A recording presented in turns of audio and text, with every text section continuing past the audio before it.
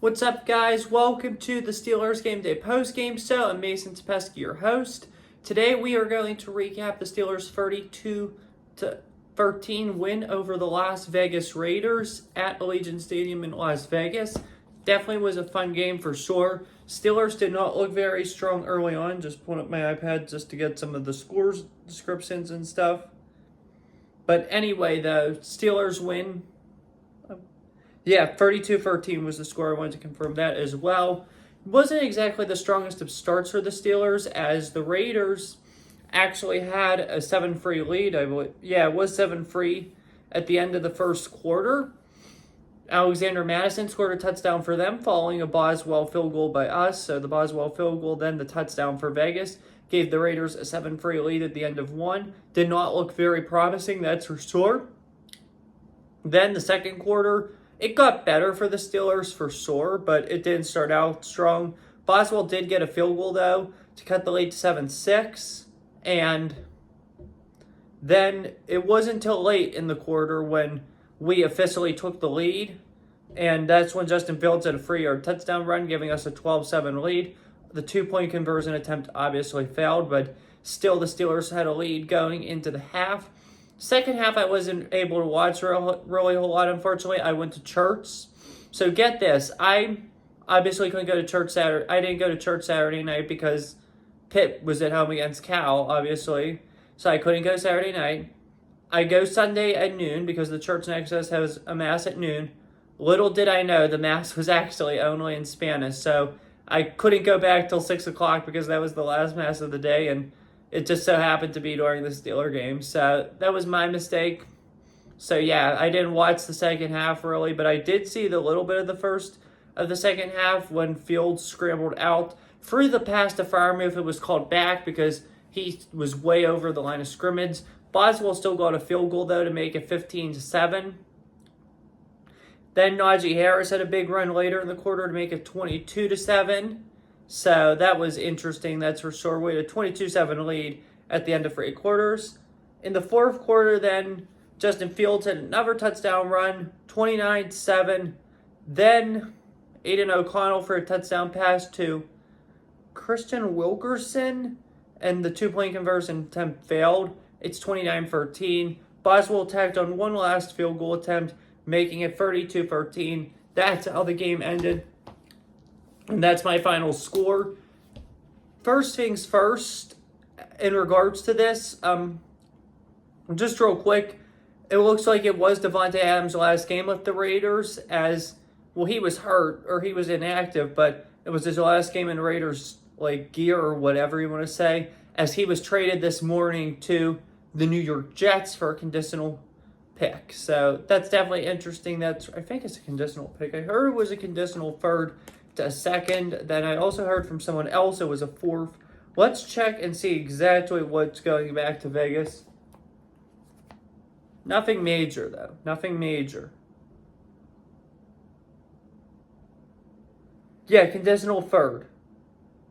And for it to be a second, he must be a first or second team All-Pro, or to be on the Jets' active roster for the AFC Championship or Super Bowl, which after last night's debacle to the Bills, it looks highly unlikely that that's going to happen. So it looks like it's going to be a third-round pick. Jets got a steal, I believe. Raiders are quickly crumbling before our eyes.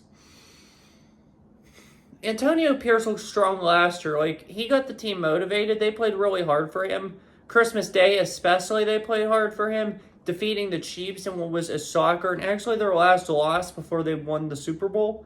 So it's definitely good when you go into the team that wins the championships arena and beat them. That is crucial, that's for sure, and that's special. But since then, Antonio Pierce has not really been able to replicate his success. He's been 2-4 this year.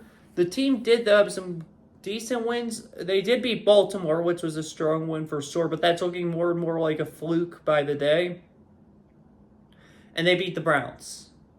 And we managed to beat them. So that's a huge win for us in and of itself. It shows that we can be a better team than Baltimore this year. And that's definitely crucial to know in this AFC and how it's shaping out to be. So that's really good, that's for sure. 3-0 against the AFC West this year.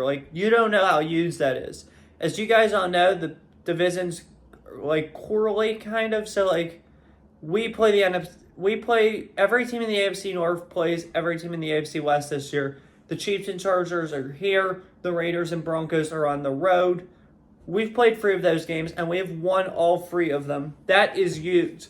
We may not be doing so good against teams like Dallas, like Baltimore's beat Dallas, and we haven't. But we did beat Vegas, and they didn't. So definitely something to look at for sure. I think it's going to be even between us and Baltimore.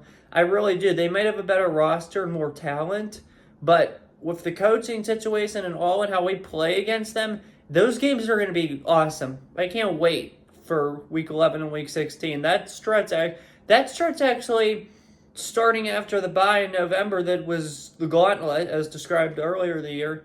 That's actually going to be a fun stretch now, considering the team is 4-2, and if we win our next 2, we'll be 6-2. That's actually looking nice because at the Commanders, that will be a good challenge for sure to get us ready for it because Washington's a good football team. Baltimore at home, that's going to be such a fun game. At Cleveland, yeah, they kind of stink. At Cincinnati, yeah, they kind of stink. Cleveland at home, yeah, we should definitely win that game.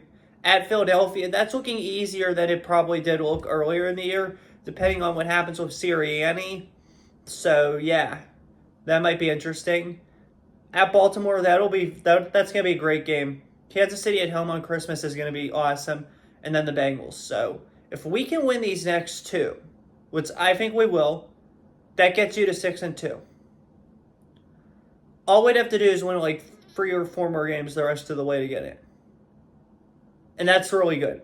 I mean, this is a playoff team. This truly is a playoff team, and it's going to be good this year. So, if we just keep winning and we get to 10 wins, or even 11, that's what gets us a good playoff game, and possibly on track to get us our first playoff win since 2017, or 2016-17, so definitely interesting, that's for sure. Really like how we didn't play down to Vegas. I really like how we just blew them out. Like, that's a good thing about this Steelers team. Like, they don't, like, let the team come back. They don't, like, play close games. Like, this could have easily been turned into a close game the way it is going in the past, but we didn't let that happen. We just kept pounding, and we blew them out. I'm very happy with how the team played. This was the best game they've played all year.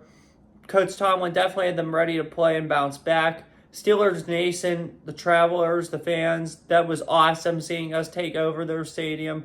Love how we could just do that to other teams. So definitely fun vibes, definitely good times. And yeah, I'm definitely super happy with this win.